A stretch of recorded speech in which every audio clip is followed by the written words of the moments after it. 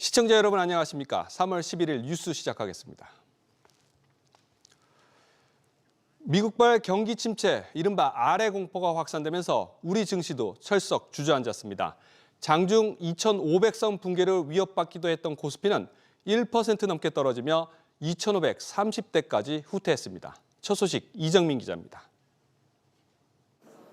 코스피는 어제보다 1.28% 떨어진 2,537.6까지 밀렸습니다.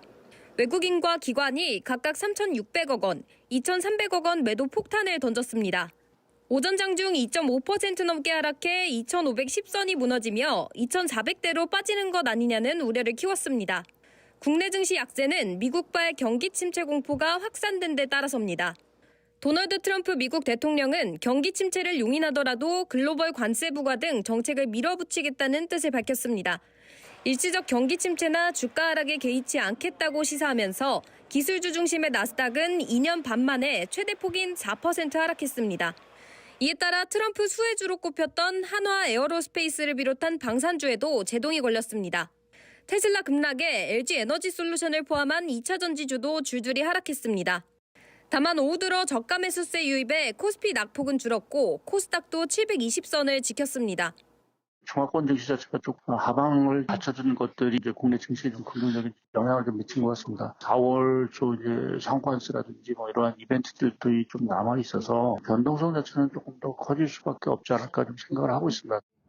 트럼프 대통령의 오락가락 행보가 불확실성을 키우면서 글로벌 경제가 경기 침체 늪에 빠지고 있다는 우려가 나옵니다. SBS 비즈 이정민입니다.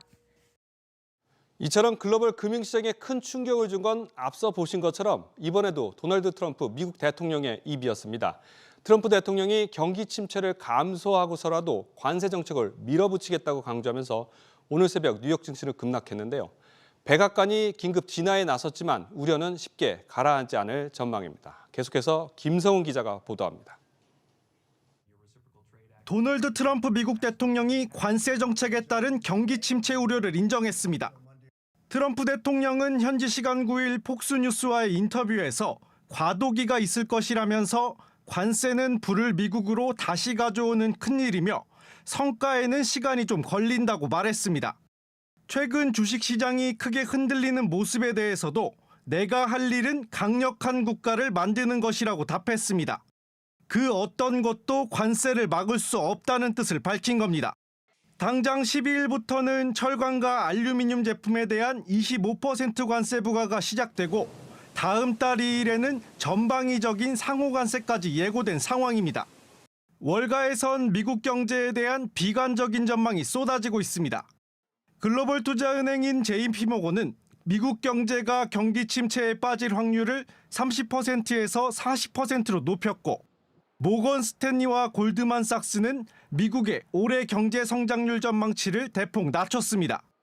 인플레이션이 다시 오를 조짐을 보이는 가운데 경기 침체 속 물가 상승, 이른바 스태그플레이션 공포를 반영한 겁니다. 상황이 이렇자 백악관은 관세에 따른 불확실성은 다음 달쯤 해소될 것이라며 진화에 나섰습니다. 또 2분기부터 감세 정책 효과가 나타날 것이기 때문에 관세가 장기적으로는 경제에 도움이 된다고 주장했습니다. 시장은 미국 현지 시간으로 11일 트럼프 대통령과 미국 주요 기업 CEO들의 경제 현안 간담회에서 어떤 발언이 나올지에 촉각을 곤두세우고 있습니다. SBS 비즈 김성훈입니다. 이처럼 트럼프 악재에 증시가 흔들리자 안전자산으로 자금이 이동하고 있습니다. 대표적 위험자산인 비트코인 가격은 추락하는 반면 금값은 천정부지로 계속 오르고 있습니다. 이한나 기자입니다. 비트코인 가격이 8만 달러 선 아래로 떨어졌습니다. 8만 달러 선이 무너진 건 지난달 27일 이후 11일 만입니다. 앞서 도널드 트럼프 미국 대통령의 가상자산 전략 비축 발표에 치솟았던 비트코인 가격. 다만 세금으로 직접 매입을 하진 않겠다는 미 정부의 발표에 가격은 폭락했습니다. 최근 미국 뉴욕 증시와 동조화 현상이 뚜렷해진 비트코인은 미 경기 침체 우려로 나스닥 지수가 급락하면서 투자 심리가 더욱 위축됐습니다. 당분간 관세든지 미국의 재정 정책이든지 거기에 관련된 불확실성이 해소되지 않으면은 비트코인 가격을 단기적으로 높였다가 다시 떨어지게 하는 요소로 적용됐다고 봅니다. 반면 금 매수세는 커졌습니다. 지난해 초 온스당 2,000달러 선에서 1년 만에 2,600달러대까지 30% 올랐고 올해 들어선 2,900달러대로 11.5% 더 상승했습니다. 트럼프 경제 정책이 굉장히 불확실하기 때문에 안전자산을 선호하면서 금값이 오르고 있다. 앞으로도 이런 불확실성이 지속되고 그 유동성도 상당히 많이 늘어날 가능성이 있기 때문에 금값의 상승이 전망됩니다. 다만 최근 투기 수요가 과도한 만큼 향후 금 가격의 변동성 확대 가능성에 유의해야 한다는 경고도 나옵니다. SBS 비즈 이한나입니다. 이번에는 홈플러스 사태 알아보겠습니다. 국세청이 홈플러스 대주주인 MBK 파트너스에 대한 세무조사에 착수했습니다. 국회는 김병주 MBK 회장을 증인대에 세우기로 했습니다. 정대한 기자. 네, 정대한입니다. 이 회생 절차에 들어간 홈플러스 소유주 MBK가 결국 특별 세무조사를 받게 됐군요. 네, 업계에 따르면 서울지방국세청 조사 4국은 오늘 MBK에 대한 세무조사에 들어갔습니다. MBK 측은 정기적인 세무조사라는 설명이지만 세계 저승사자로 불리는 조사 4국이 나섰다는 점에서 특별조사 수준으로 MBK를 뜯어볼 것이라는 관측이 나옵니다. MBK는 자구 노력 없이 기업 회생을 신청해 이른바 먹튀 의혹을 받고 있는데요. 국세청은 투자금 회수 등에서 세금 문제가 있었는지를 집중적으로 들여다볼 전망입니다. 국세청은 지난 2020년 MBK에 대한 세무조사 과정에서 역외 탈세 혐의를 포착하고 400억 원대의 추가 세금을 물린 바 있습니다. 그런가 하면 김병주 회장도 국회 증인대에 선다고요? 네, 그렇습니다. 국회 정무위원회가 홈플러스 사태와 관련해 김 회장을 포함한 5명을 증인으로 채택했습니다. 정무위는 김 회장과 함께 김광일 MBK 부회장, 조주현 홈플러스 공동대표, 금정호 신영증권 사장, 강경모 홈플러스 입점협회 부회장에게 오는 18일 국회 출석을 요구했는데요. 김 회장에겐 홈플러스 사태 관련 배임 행위 여부를 집중 질의할 예정입니다. 홈플러스 입점업체들의 정산 차질도 우려되고 있는 가운데 서울회생법원은 우선 홈플러스 임차인들에 대한 2달치 정산을 진행하려는 명목으로 1,127억 원의 변제를 허가했습니다. SBS 비즈 정대한입니다. 토지거래 허가구역을 해제한 이후 강남권 아파트값이 들썩이자 오세훈 서울시장이 또다시 규제 가능성을 언급했습니다. 토지 해제로 집값이 뛴 건 아니라더니 오 시장의 이 같은 발언에 현장은 더 혼란스러워진 분위기입니다. 박예신 기자가 취재했습니다. 부동산 중개업소들이 줄지어 있는 서울 잠실동의 한 아파트 상가입니다. 부동산 중개업소들은 하나같이 블라인드를 내린 채 문을 닫아놨습니다. 정부와 서울시가 부동산 시장 교란 행위 단속에 나서자 이들 잠실동 일대 공인 중개업소들은 이같이 문을 닫고 전화로 영업 중인 것으로 나타났습니다. 잠실동의 토지거래 허가구역 규제가 풀린 뒤 실거주가 아닌 투자용으로 매수하려는 문의가 늘면서 매매 가격과 전세 가격의 차이는 더 벌어진 상태입니다. 갭투자도 가능해요. 매매 금액이 최근에 많이 올랐는데 전세 금액도 많이 안 올랐거든요. 27, 28 하다가 30억에 33억 이렇게 나와요. 전세가 지금 12억에서 13억이에요. 최소한 20억 정도는 필요하죠. 잠실동 옆 동네인 이곳 신천동 또한 키 맞추기에 들어가면서 지난달에 비해 호가가 3에서 4억 원 올라간 상황입니다. 토어제가 풀리기 전에는 한 대여섯 통 정도의 문의가 왔다고 하면 토어제가 풀리면서 매수 전화는 한 그 2-3배 정도? 그 정도가 늘었고 인근에 있는 아파트 단지라도 사야 되겠다라고 생각을 하면서 그러면서 이쪽 전체가 다 들썩이게 됐던 그런 상황이었어요. 이번에 갭투가 가능하면서 투자 수요까지 같이 몰린 거예요. 실거주 수요에다가. 다만 오세훈 서울시장은 지금까지는 예상했던 수준을 넘어서지 않는 것으로 보이며 이상 징후가 발견되지 않았다며 진화에 나선 바 있습니다. 예상을 하고 있었는데 실제로 이 정도로 핫하게 움직일 거라는 생각은 못했던 것 같아요. 실제 상승을 하고 이로 인해서 집값에 대한 불편한 상황들이 자꾸 발생을 한다면 다시 토지거래 허가 구역을 선포할 수도 있지 않을까 생각도 하긴 합니다. 한편 정부와 서울시는 오는 6월까지 부동산 이상거래 단속을 강화해 시세 조작 등을 조사한다는 방침입니다. SBS 비즈 박연신입니다. 9년 만에 출산율이 반등하면서 정부가 골든타임을 잡기 위한 지원책을 내놨습니다. 전세임대 소득 문턱을 낮추는 한편 다자녀 가구는 공항 출국 혜택도 주기로 했습니다. 취재기자 연결합니다. 김기송 기자. 네, 김기송입니다. 먼저 주거 분야 어떤 게 달라집니까? 네, 신혼 신생아2 유형에서 전세 임대 소득 기준은 현재 외벌이가 도시근로자 월평균 소득 100% 이하, 맞벌이가 120% 이하인데요. 이를 외벌이 130%, 맞벌이 200%로 차이를 넓힙니다. 결혼에 따른 불이익이 발생하지 않도록 맞벌이 소득 기준을 상향한 겁니다. 공공지원 민간임대 신혼 유형은 맞벌이 가구 기준을 신설하고요. 든든 전세주택 입주자 선정 시 신규 출산 가구에 부여하는 가점을 1점에서 2점으로 올립니다. 이런 주거 혜택 외에도 공항 출국 등 다양한 혜택이 더 있다고요. 어떤 게 있습니까? 네, 미성년 자녀가 셋 이상인 가족은 오는 6월부터 인천공항 등에서 우선 출국 서비스를 이용할 수 있게 됩니다. 현재는 임산부와 장애인 등 교통 약자 등을 대상으로 제공되는 건데 이를 다자녀 가구로 확대하는 겁니다. 또 호텔 등 숙박업소가 객실당 제한된 인원을 초과하면 추가 요금 등을 받고 있는데 다자녀 가구에 대해선 이런 불편이 없도록 관련 지침도 마련할 계획입니다. 아울러 기업이 임직원에게 지급하는 양육지원금의 근로소득세 비과세 한도를 자녀 수 관계없이 최대 20만 원이던 걸 자녀 1인당 20만 원으로 늘리고 있습니다. SBS 비즈 김기소입니다.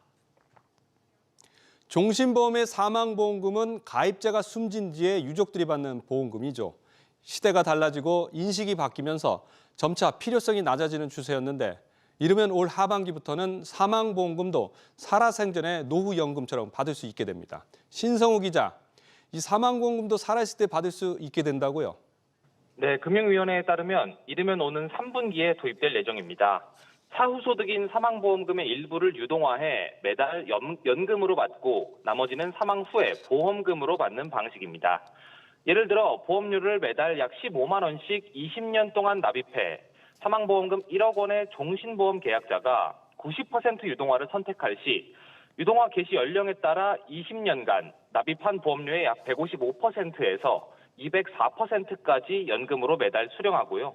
나머지 1,000만 원의 잔존 사망보험금은 사망 후에 받게 됩니다. 보험료 적립액을 활용해 연금으로 지급하는 것이기 때문에 신청 나이가 높아질수록 또 예정 이율이 낮을수록 연금을 더 많이 받을 수 있습니다.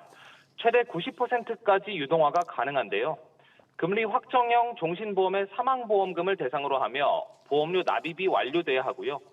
또 계약자와 피보험자가 동일한 계약이어야 하며 신청 시점에 보험 계약 대출이 없어야 합니다. 만 65세 이상인 계약자면 누구나 신청이 가능합니다. 이렇게 연금처럼 돈으로 받는 것뿐만 아니라 주거나 건강관리 같은 다양한 서비스로도 받을 수 있다고요? 네, 그렇습니다. 요양시설이나 건강관리 서비스 등을 이용하고 이용료 별도 납입 없이 사망보험금을 유동화해 충당하는 방식인데요.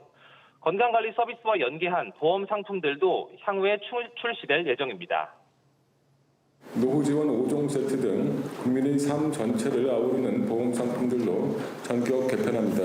인구, 기술, 기후 3대 변화 등 미래 변화에 능동적으로 대응하고 금융당국은 보험 산업이 생애 전반의 종합 서비스가 되도록 혁신금융 서비스 추진과 제도 개선을 통해 지원할 계획입니다.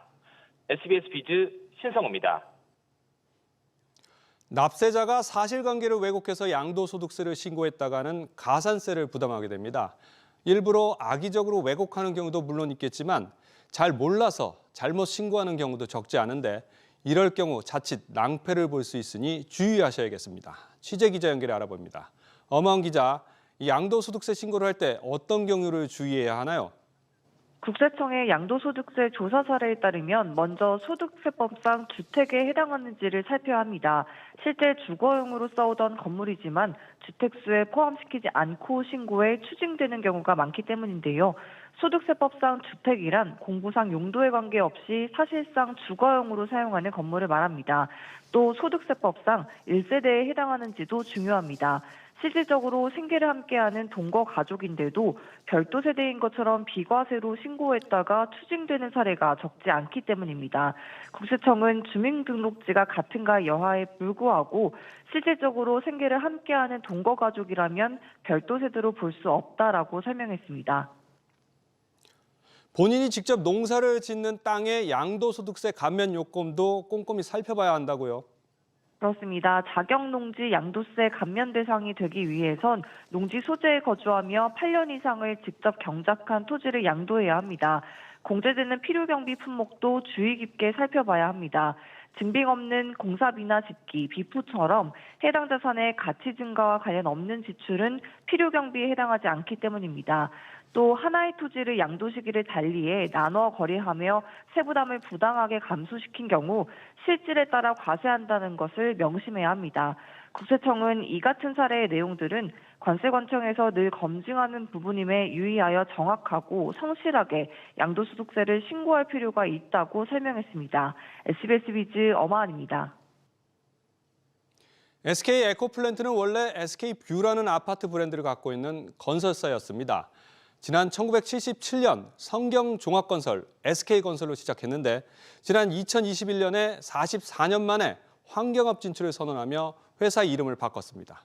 그런데 이젠 회사의 주력 사업으로 반도체 종합 서비스를 앞세우고 있다고 하는데요. 어떤 까닭인지 윤지혜 기자가 전해드립니다. 지난 2021년 SK 에코플랜트는 친환경 회사로의 탈바꿈을 강조하며 사명을 바꿨습니다. 이후 1조 8천억 원의 자금을 쏟아부어 9여 개의 환경 폐기물 기업 지분을 인수했습니다. 하지만 최근 친환경 지우기에 나서는 한편 반도체 종합 서비스를 강조하는 행보를 보이고 있습니다. 지난해 10월 SK 에코플랜트는 환경을 총괄하는 대표 부서를 폐지했고 조직 개편을 통해 관련 임원들은 자회사로 이동했습니다. 이때 반도체 종합 서비스를 제공하는 하이테크 사업 조직이 신설됐습니다. 업계에서는 향후 상장을 위한 기업 가치 개선 움직임과 무관치 않다고 해석하고 있습니다. 실적도 잘 안 나오고 자산 가치를 오히려 더 훼손시키는 요인으로 작용하면서 밸류에이션이 많이 내려갔기 때문에 앞으로 또 상장을 준비하기 위해서는 여러 가지 사업 부분을 모색하면서 실제 SK 에코플랜트는 수조 원을 들여 환경업에 진출했지만 매출 부진과 유동성 악화를 겪고 있습니다. 폐기물 사업 수익성이 나빠지며 영업이익은 2019년 대비 절반 이하로 떨어졌고 총차입금은 6조 원까지 불어났습니다. 당시 폐기물 업계에 포식자라는 말을 들을 정도로 공격적인 차입 인수를 단행한 점도 유동성 악화의 원인으로 지목됩니다. 최근 SK 에코플랜트는 환경 자회사를 묶어 2조 원 규모로 매각을 검토하는 것으로 전해집니다. 이와 관련해 SK 에코플랜트는 그룹 차원의 리밸런싱이라고 설명했습니다. SBS 비즈 윤지혜입니다. 아시아나항공을 인수한 대한항공이 법인 통합을 앞두고 브랜드 개편에 나섰습니다. 소비자들의 관심이 가장 높은 두 항공사의 마일리지 통합 규정은 올해 하반기 확정될 예정입니다. 유정현 기자입니다. 태극 무늬와 프로펠러 모양을 합친 지금의 대한항공 로고는 지난 1984년부터 사용했습니다. 약 41년 역사를 갖고 있는데 아시아나항공과의 통합을 앞두고 새 단장에 나섰습니다. 변화하는 시야에는 많은 소망을 담았습니다. 대한항공과 아시아나항공이 하나로 되는 구심점 역할을 하게 되기를 기대하고 있습니다. 아시아나항공도 최근 임직원 명함이나 홈페이지 등에서 금호그룹의 상징이었던 붉은색 날개 모양 로고를 뺐습니다. 대한항공과 아시아나항공은 이르면 내년 법인을 통합해 하나의 항공사로 운영될 예정입니다. 당장 소비자에게 큰 영향을 미치는 건 마일리지 통합입니다. 현재 제휴신용카드를 사용해 얻는 마일리지의 경우 대한항공은 통상 1,500원당 1마일, 아시아나항공은 1,000원당 1마일로 가치가 다릅니다. 기존 아시아나항공 고객을 위한 1:1 전환 가능성도 있지만 대한항공 고객과의 역차별 우려 때문에 쉽지만은 않습니다. 이 스카이패스와 그 아시아나 클럽이라는 게 굉장히 민감한 거 저희도 알고 있습니다. 모든 고객께서 이해하실 수 있는 수준에서 이것을 통합하고 합리적으로 하는 것이 저희 목표입니다. 조만간에 이제 발표를 하게 될 것 같습니다. 대한항공은 오는 6월까지 공정거래위원회에 마일리지 전환 방안을 제출하고 올 하반기 세부 규정을 발표할 것으로 보입니다. SBS 비즈 유정현입니다. 중국 알리와 테무처럼 초저가를 앞세운 해외 이커머스의 영향력이 커지면서 미국을 비롯한 세계 각국이 소액 물품 면세 제도를 손보고 있습니다. 우리 정부도 지난해 소비자 반발로 한 차례 무산됐던 세제 개편을 다시 검토하기 시작했습니다. 지웅배 기자입니다. 캠핑용 랜턴 제품입니다. 국내 온라인 플랫폼에선 25,000원이 넘는데 중국 이커머스를 통하면 반값에 살 수 있습니다. 한국에 들어올 때 다 검사를 받아야 돼요. 그 검사비가 새로운 품목당 약 돈 100만 원씩 들어가요. 그런데 이데모나 알리 같은 경우는 그런 인증이나 이런 것들 전혀 필요로 하지 않아요. 국내 유통업체가 중국에서 제품을 수입할 경우 통상 8%가량의 관세와 10% 부가세가 붙고 제품에 따라 안전인증 등 추가 비용이 듭니다. 반면 해외 직구는 이런 절차를 거치지 않습니다. 국내 수입 유통업체와 역차별 논란이 커지자 정부가 소액 수입품 면세제도 개편을 검토하고 나섰습니다. 정부 관계자는 면세제도가 산업에 미치는 효과나 정부가 제시할 대안 정도를 지금 검토 중이라고 말했습니다. 미국의 소액 수입품 면세 폐지까지 겹치면서 정부 내부에서도 제도 개편이 불가피하다는 기류가 형성되고 있습니다. 또 다른 정부 관계자는 미국이 면세 제도를 없애면 중국 이커머스 판매자들이 다른 나라로 밀어내기를 할 것이라며 그런 상황에 대해서 우리도 고민을 해야 한다고 설명했습니다. 최소한 부가가치세는 부과될 필요가 있다라고 생각하고 있죠. 형평성 측면에서. 이유는 부가세가 한 20에서 한 25%만 이렇게 되거든요. 다만 과세가 이뤄지면 상품 가격이 올라 소비자 반발이 불가피합니다.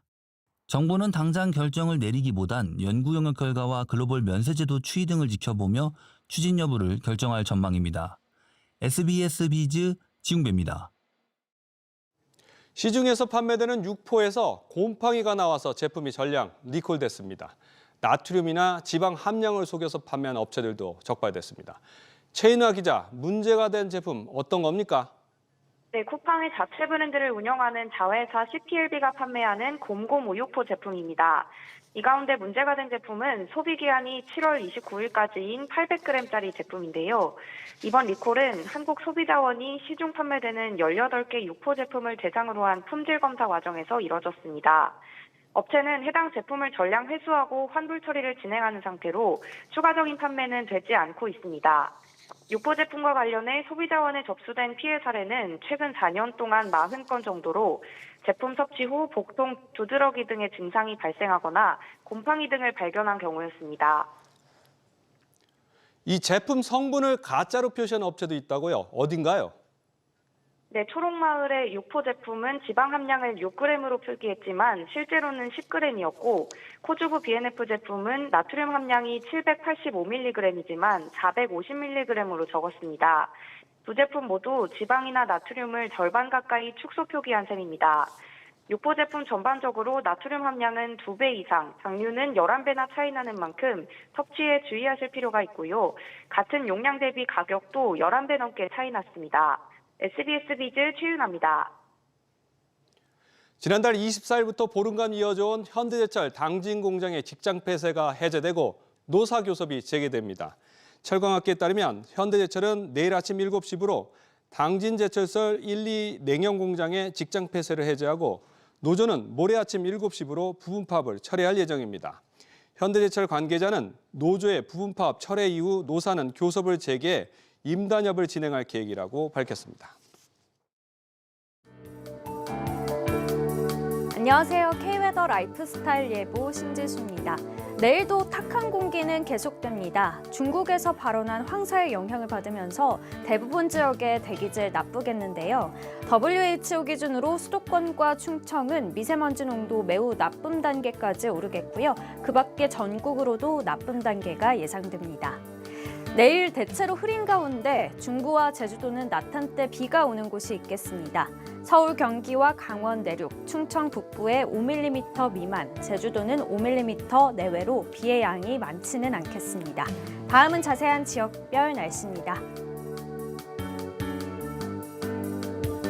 중부지방 아침 기온 서울과 대전이 7도로 시작해 낮 기온 14도로 포근하겠습니다.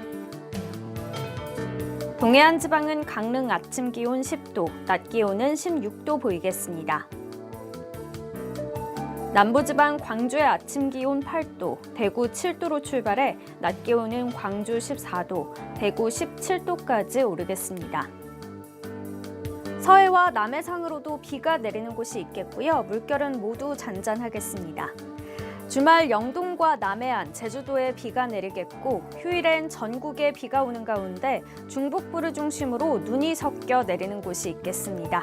날씨였습니다. 오늘 저희가 준비한 소식은 여기까지입니다. 시청해주신 여러분 고맙습니다.